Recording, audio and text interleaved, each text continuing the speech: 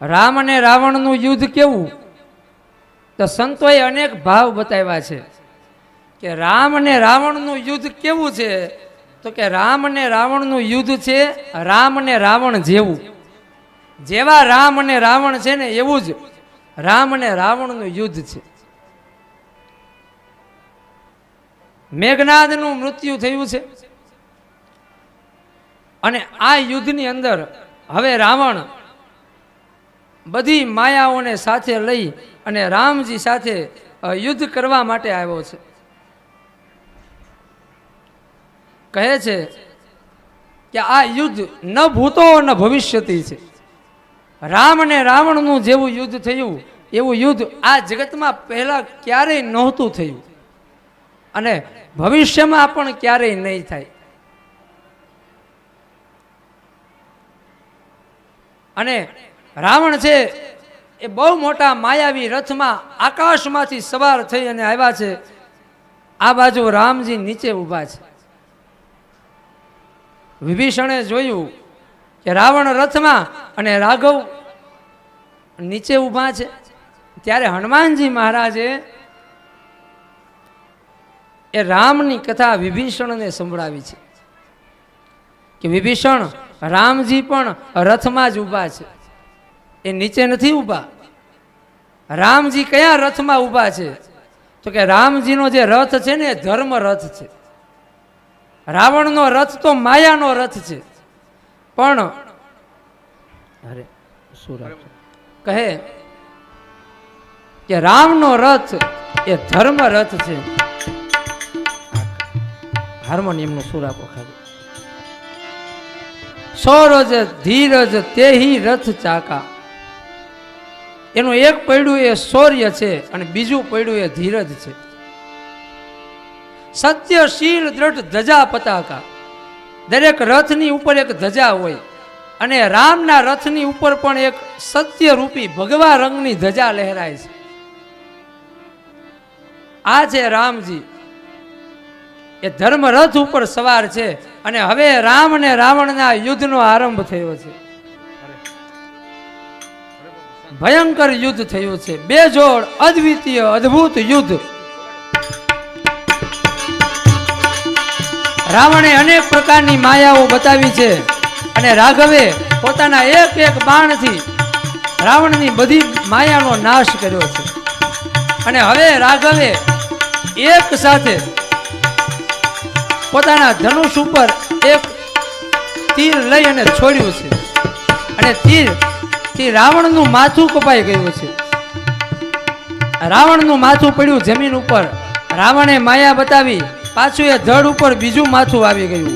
ફરી વખત રાઘવે બાણ છોડ્યું તો ત્રીજું માથું, ચોથું માથું. આમ એક સમય તો એવો બન્યો કે આખા મેદાનમાં ચારેય બાજુ જ્યાં જુઓ ને ત્યાં રાવણના માથા જ પડ્યા છે. ભગવાને રાવણના એટલા બધા મસ્તક કાપ્યા છે, પણ છતાંય રાવણ મરતો નથી.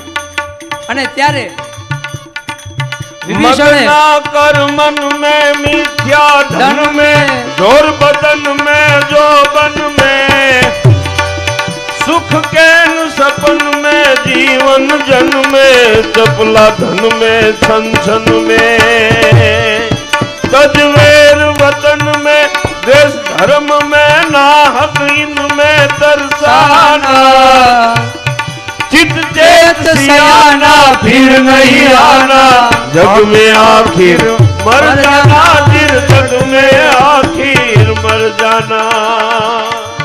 રાવણ મરતો નથી. અને એ સમયે વિભીષણે આવીને કીધું કે રાવણની નાભીમાં એક અમૃત કુંભ છે.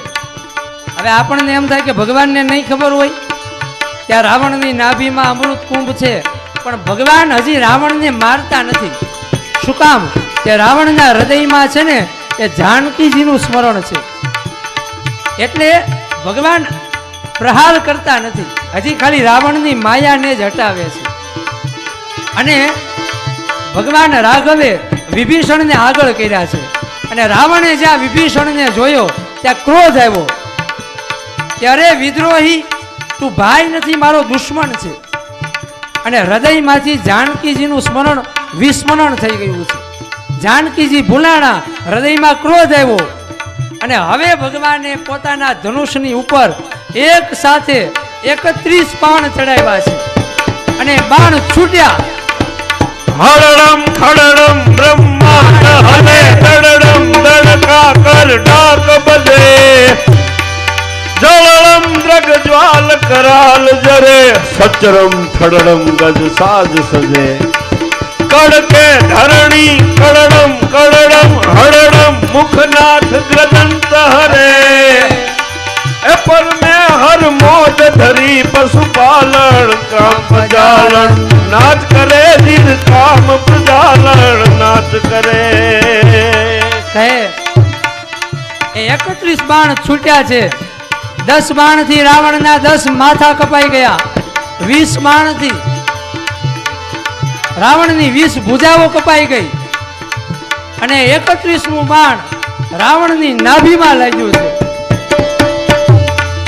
करने की कर से डर पर धर से पाप नजर से कर प्रीति जप नाम जिगर से बाल उमर से जप ले जन से मन जीती गंभीर सागर से रह सवर से मिले उधर से परवाना चित से सियाना फिर नहीं आना जग में आखिर मर जाना दिल जग में आखिर मर जाना दिल जग में आखिर. અને 31મું બાણ જ્યાં રાવણની નાભીમાં લાગ્યું એટલે અમૃત કુંભ ઢોળાઈ ગયો અને હે રામ એવું બોલી રાવણ ઢળી પડ્યો છે. બોલીએ રામચંદ્ર ભગવાન કી જય. અહીંયા એક સુંદર કથા એવી પણ છે કે રાવણના એ બધા મસ્તકો જમીન ઉપર પડ્યા છે, એમાંથી રાવણનું ધડ પડ્યું છે ને એ ધડની નજીક એક માથું પડ્યું છે અને ત્યારે રામજીએ લક્ષ્મણને કીધું કે લક્ષ્મણ આ ભલે આપણો દુશ્મન રહ્યો પણ છે મહાજ્ઞાની મહાન રાજનીતિજ્ઞ, તમે જાઓ અને એની પાસેથી કોઈ રાજનીતિનું સૂત્ર શીખી લો. લક્ષ્મણજી ગયા, એ રાવણનું માથું છે ને એ લક્ષ્મણને જોઈ અને અવળું થઈ ગયું છે. લક્ષ્મણજી પાછા રામજી પાસે આવ્યા કે રાવણે તો મને કંઈ કીધું જ નહીં. એટલે રામજીએ કીધું આ સનાતન ધર્મ કોને કહેવાય એ દેખાડતી આ કથા. રામજીએ કીધું કે લખન તું બેઠો તો ક્યાં? એટલે લક્ષ્મણે કહ્યું કે હું રાવણના મસ્તક પાસે બેઠો હતો. તો કે નહીં, તારે કંઈક જાણવું છે શીખવું છે ને તો પગ પાસે બેસવું પડે. તો જા એના ચરણ પાસે બેસીને પૂછ એટલે એ કહેશે. અને લક્ષ્મણજી ગયા, રાવણના ચરણ પાસે બેઠા અને ત્યારે રાવણના એ મસ્તકે કીધું કે પતનનું કારણ એ અજ્ઞાન છે, આ જ જીવનનું મોટામાં મોટું સૂત્ર. આ સનાતન ધર્મએ આપણને શીખવાડ્યું છે કે શત્રુ પાસેથી પણ કંઈક ને કંઈક શીખવું જોઈએ. આ છે સનાતન ધર્મ. અને જય જયકાર થયો છે. ભગવાને અમૃત વર્ષા કરી અને આ યુદ્ધમાં જેટલા વાનરો હણાઈ ગયા હતા એ બધાને પાછા જીવિત કર્યા. જે રાક્ષસો હણાયા હતા એ બધાનો ઉદ્ધાર કર્યો. સીતાજીએ અગ્નિ પરીક્ષા આપી અને રામજી પાસે આવ્યા છે. એનો એક મર્મ એવો છે કે આપણે રામાયણને પહેલેથી સાંભળતા હોય તો આપણને ખબર છે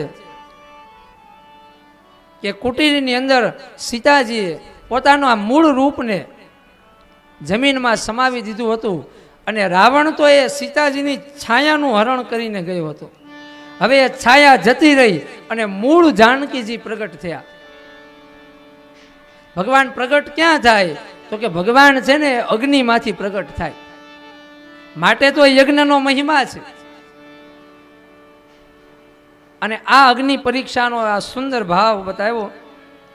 છઠ્ઠું સોપાન રઘુવીરના ચરણમાં અર્પણ કર્યું.